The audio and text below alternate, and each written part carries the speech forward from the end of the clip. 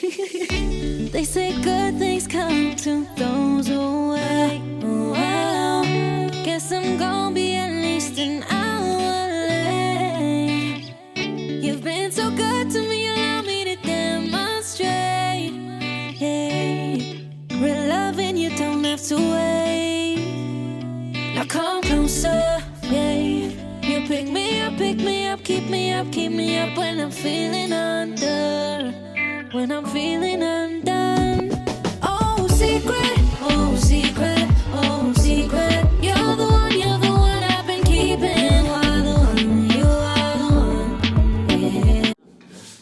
Welcome to another episode of Doek and Ty on a beautiful Sunday, or whenever you're gonna get to watch this. A big shout out to you for clicking on this here video either on YouTube or on Facebook. My name is Ty, aka Kali. This is my lovely and beautiful wife. Isn't she beautiful? Wanang, aka Doek. And the two of us make Doek and Ty. And this is a latest addition to our family. This is called Wanokene Bush. Maybe we should tell a story of where we found it and how we came to own a cat, because we didn't think we were cat people until this little guy showed up. I'm not a cat person. But look at you now. I was ambushed. Let's just start there. I was ambushed. Okay. Mom's looking at Benghana one day and he's like, babe, there's something in the car. You should see it. And then I go to the car. I don't see anything. Get out to look under the chair. I look under the chair and then something hisses at me. And it was Bush. So, a quick backstory on that. I was just driving and then I saw cars stopping, some hazarding. And then when I looked, there was a cat on the road. Yeah, it was a kitten at the time. When I was all grown up and it was all shriveled up, easy. I looked hungry. So I just grabbed it, put it in the car, bought milk, fed it, and then brought it back home. And yeah, now it's a healthy cat and we absolutely love it. Mona loves it more than I do because she's more of an animal person than I am. But I think we've grown a lot closer to Bush. And hence the name Bush, because we got it from the bush, right? Give it a BushBaby. Short, Bush is short for BushBaby. Thank you so much to everybody who watched and interacted with us on last week's episode. We were talking about in and out of communal property. Thought that we were schooled on that episode. And remember what that series is part of a 3 series that we're trying to make. The 3 episodes are going to cover things that we wish we had talked more about or had been more knowledgeable on before he got married. So the first one was in and out of communal property, and then we're going to have the next 2 following. But we've decided to put buffer episodes in between each one, just so that, you know, Doek and Ty doesn't become so serious. We like keeping things a little funny. We like keeping things a little, you know, not too serious. And that's why we decided to put buffer episodes in between each of the series that we're going to be covering. So today, what are we doing today, babe? I just want to be a little loose today. I about the whole, you know, talk about anything too seriously. Hence, Bush is on set. What do you mean?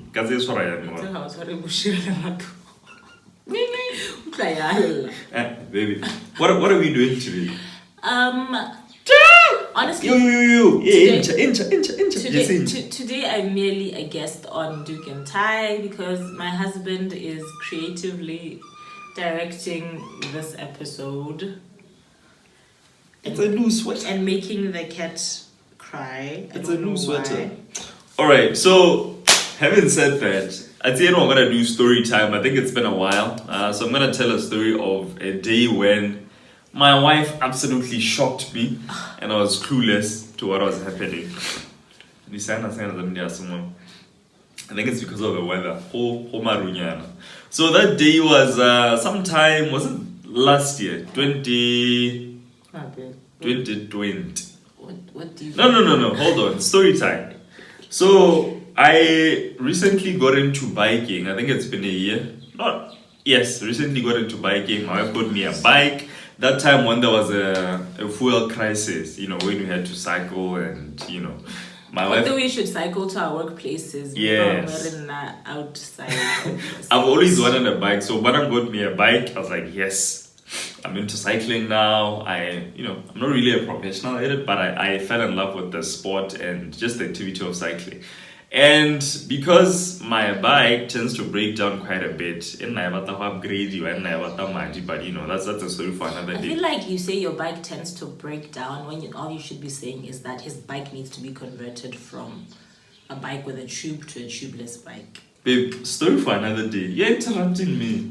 You make it sound like I bought you a broken bike. Baby, guest. But I have a where's the stick of truth? Hi. Today I'm not putting it like this. Like I was saying, bike thing, story for another day. So I get into biking, and occasionally on the weekend I fix my bike. So it happened that day where a friend of ours visited us, Kumo. He came over to the house. So I'm chilling with him outside, I was just having guy discussions, and I'm there, feeling like the guy. I'm fixing my bike, I'm all greased up, I have a cold one on my hand. Just having one of those chill days. That makes me feel like such a man, hey? Like fixing things. Could be either changing a tire. So I feel like, what, I got this. Feeling myself. I'm fixing the bike. I think it had a puncture. Yeah, it had a flat. So again, now I'm looking for the whole patcher, bumper. We test it out.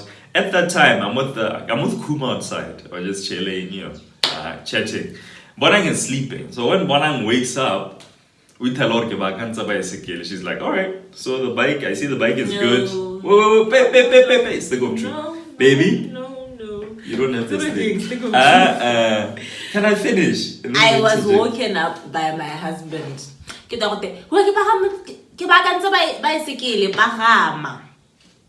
Okay. I did not just wake up and be like, oh yes, bike. No. Sure.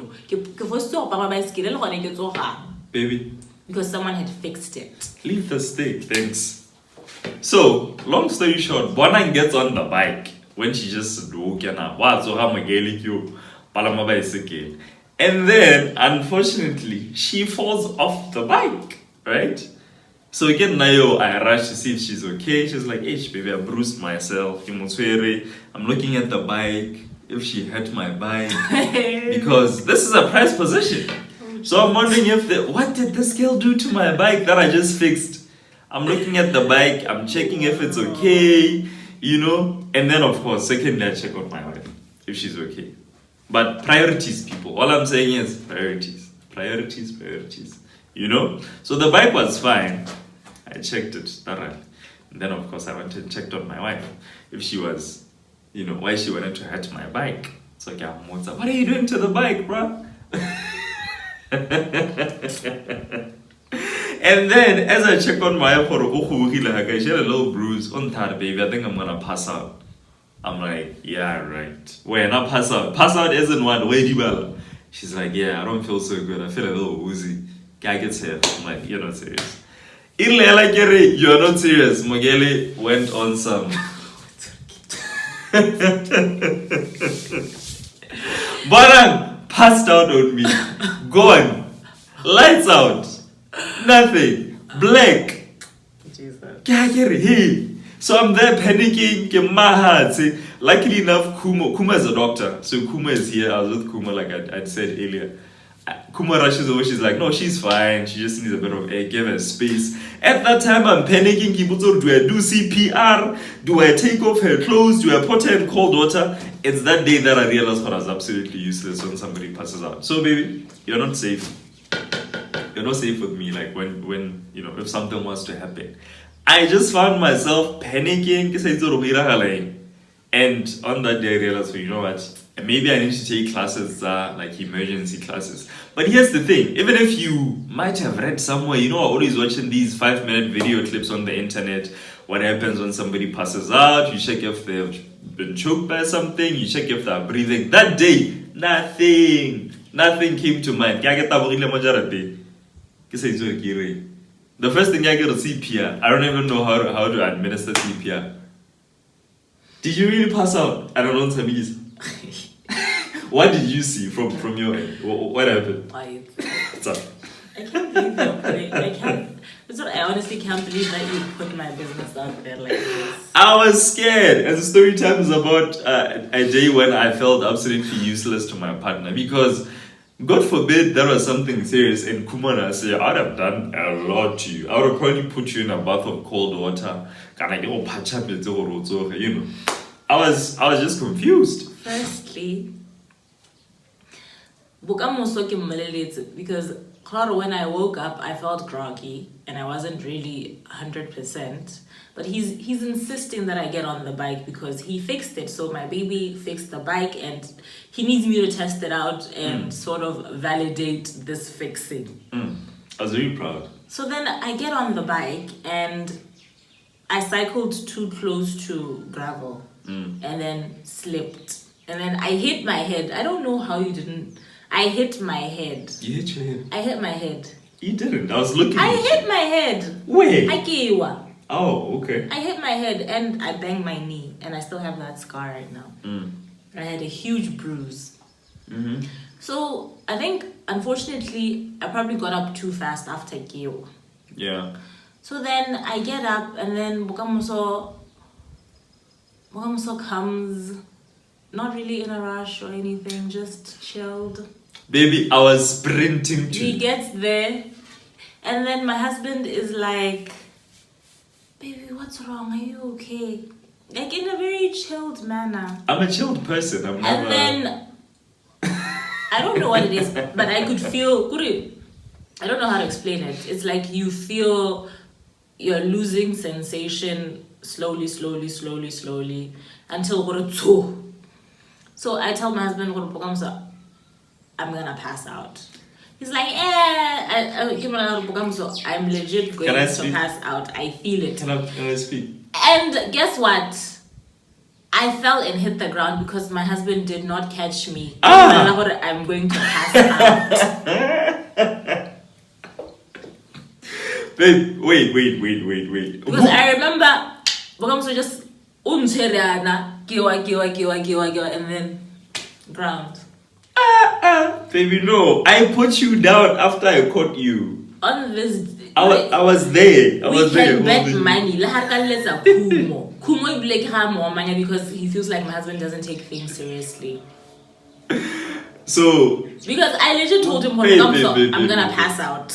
But I'm saying, I have an ask. Sure. Here's my ask. Can you tell me? I don't remember if I've passed out before. But if you're gonna pass out, do you tell people around you when I'm about to go? No, I wasn't telling people around me. I was telling you. Yeah, I was the person around you. Baby, is this something that you know? Baby, I was standing up. I don't think it's something that you know, but I had this feeling, where you feel like things are slowly fading away. I've never passed out, so I don't know. Cool. So I felt like that. I felt myself lose mobility. Kind of when I hit me with like a movie scene. That was like straight from a movie scene. She's like, babe, I'm gonna pass out. You're like, huh? You're not serious. Yeah. My girl just hit her. And unlike in the movies where they fall so gracefully, my fall was not so graceful. I says. That day, what's it again? Ah, man. And then I think this is the bit that you also forgot. Our friend Kumo, when Bogamso was freaking out, because I could faintly hear, Bogamso was freaking out. What do we do? Kumo. I don't speak like that. Kumo got up very slowly, very chilled. He's a doctor, so... He walked over very, very slowly. No. He was rushing. When I let you pass out. No, so you told me. You saw him in slow-mo. No, you told me. He's a doctor, so he normally lets people freak out first and then he enters the situation. Let's just say that was not my proudest moment and I was not in my element. Yes. You know? I've seen people pass out, but I've seen Piki Telabatu pass out. I've never seen somebody actually go down like that. And I was the first responder. I couldn't help you, babe. So I'm sorry. on that day, I realized that I would probably have to train my husband on the basic first aid that I know. I'm still waiting for my training. Because Crash course. yeah. I can give you a crash course, but are you ready? But here's the thing, like I said earlier, you might get all the training, might get all the, watch all those YouTube clips and Facebook clips. But when the day comes, when an emergency actually happens, you're gonna take Boma 5-10 minutes to actually sober up and be present in the moment. Long. The reason that you go through training, or rather you practice like drills sort of. The reason that you do that is because in emergency situations, there's this thing that's called muscle memory. So if you've done or gone through a simulation like couple of times, when the incident does actually happen, it kicks in. I get it because you've sort of experienced a similar situation, so it kicks in. Okay, do this. That's why it's important to sort of. I think that's why also when people become doctors, they but like residency, like they're learning. So you're so smart. Muscle memory.